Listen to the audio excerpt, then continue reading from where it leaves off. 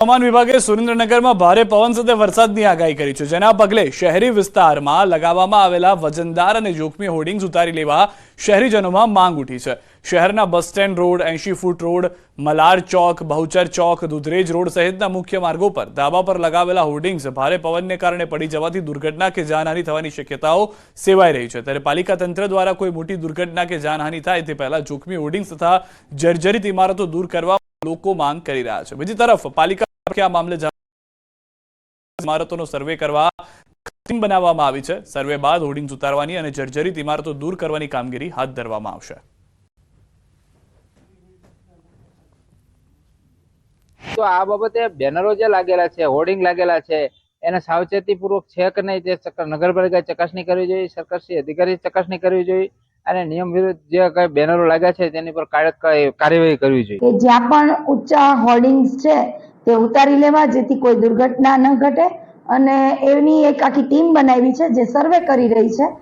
હવામાનને લઈને સૌથી મોટા સમાચાર, બંગાળની ખાડીમાં ઊભી થઈ રહી છે સિસ્ટમ। 23મી મે વાવાઝોડું ત્રાટકવાની શક્યતા, ઓડિશાના દરિયા કિનારે ટકરાશે વાવાઝોડું, મહારાષ્ટ્ર ગુજરાત સુધી થઈ શકે છે અસર।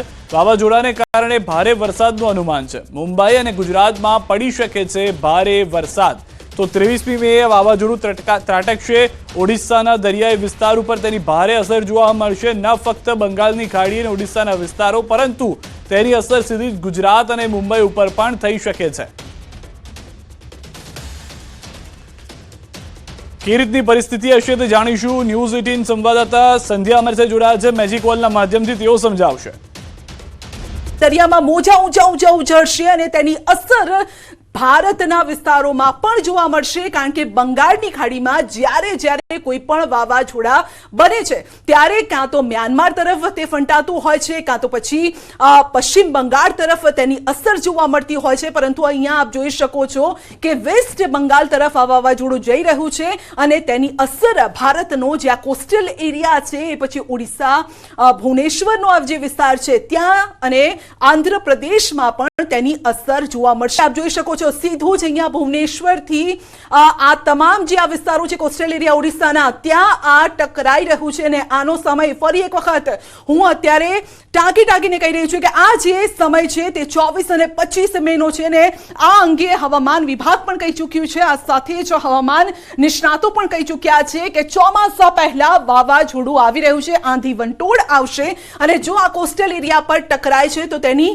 ખોટી અસરો, બુરી અસરો આપને જોવા મળશે। આ સમય દરમિયાન માછીમારોએ દરિયો ખેડવા માટે ન જવું અને આ સાથે જે પ્રવાસીઓ પણ ફરવા માટે જવાનું વિચારતા હોય એ બે વખત વિચાર કરી લેજો, કારણ કે આ જે આખા વમણો છે ફક્ત ઓડિશાને અસર કરી નથી રહ્યા, પરંતુ તેઓ અસર કરી રહ્યા છે છત્તીસગઢને પણ અસર કરી રહ્યા છે। આ સાથે ઉત્તર પૂર્વીય ભારતના જે વિસ્તારો છે ત્યાં પણ તેની અસર જોવા મળશે અને તેની અસર રૂપે અહીંયા ગુજરાત તરફ પણ ભેજવાળા પવનો આવશે।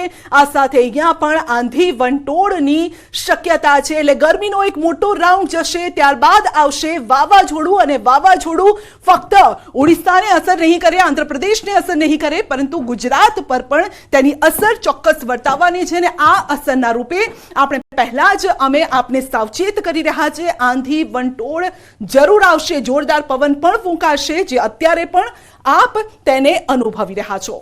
એક તરફ ઈડરના ગ્રામ્ય વિસ્તારોમાં વરસાદ છે તો ગરમીનો પારો પણ ઉચકાઈ રહ્યો છે। હિંમતનગરમાં ગરમીનો પારો 43 ડિગ્રી સુધી પહોંચી ગયો છે, રસ્તાઓ સુમસામ જોવા મળી રહ્યા છે। ઈડરીઓ ગઢ તપતા શહેરમાં અસહ્ય ગરમીના ત્રાહિમામ લોકો જોવા મળ્યા છે।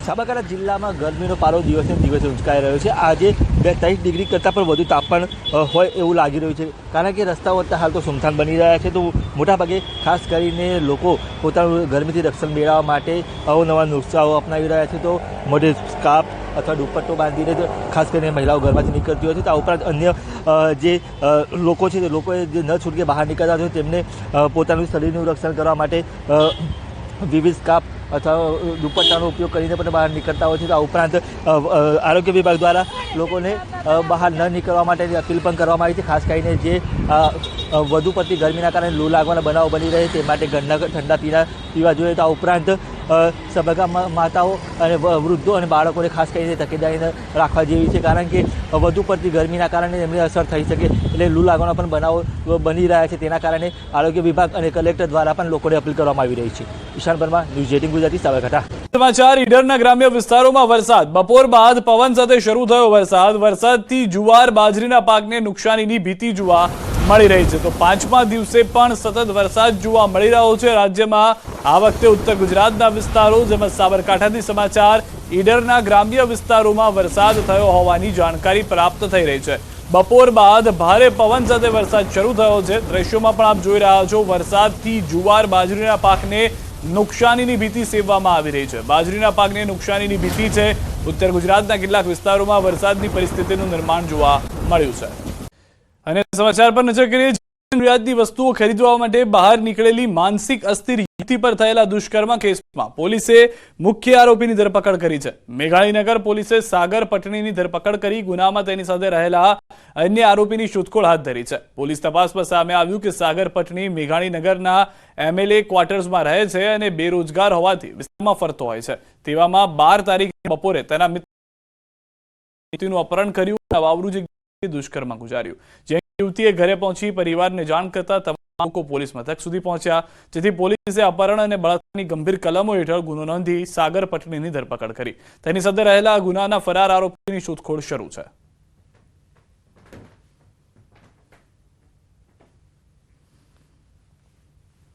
સમગ્ર બનાવ છે 12 તારીખનો છે, સાંજના 4 થી 5:30 દરમિયાન. પણ 14મી આપણે ગુનો દાખલ કર્યો. ગુનો દાખલ કરીને આરોપીઓની શોધખોળ ચાલુ કરેલી અને ગઈકાલે સાંજના જે છાકામનો જે મુખ્ય આરોપી છે સાગર પટણી એને અટક કરવામાં આવેલો છે અને આગળની જે તપાસ ચાલુ છે. ડભોઈની પીપલ્સ બેંક ચાલુ થઈ ગઈ છે. ધી ડભોઈ પીપલ્સ બેંક 4 દિવસથી બંધ હતી. મેનેજર રાજીનામું આપતા કર્મચારી નથી ખોલતા બેંક. અનેક ખાતેદારો ખાઈ રહ્યા હતા. છેલ્લા 20 વર્ષથી બેંક ખાતેદારોનો જીત્યો વિશ્વાસ. ડભોઈમાં સોની બજારમાં આવેલી છે the Dabhoi peoples bank. Bank ખુલતા ખાતેદારોની લાઈન પડવા લાગી. બોર્ડ ઓફ ડિરેક્ટરે ખાતેદારોને આપ્યું આશ્વાસન. દરેક ખાતેદારોને મળશે પૈસા. જેમ જેમ રિકવરી આવશે તેમ તેમ ખાતેદારોને મળશે પૈસા.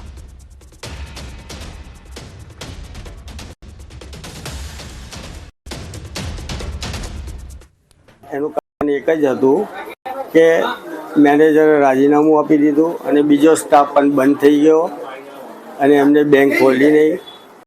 અમને 2 દિવસ એટલે અમે તાત્કાલિક એક્શન લીધી અને નવા મેનેજરની નિમણૂક કરી છે અને બેંક આજથી રાબેતા મુજબ અમે ચાલુ કરી છે અને જે રિકવરી કરવાની છે એ રિકવરી હવેથી દરેકની લેવડ દેવડ કમ્પ્લીટ કરવામાં આવશે અને કોઈના પૈસા ડૂબે નહીં એની જવાબદારી અમારી છે.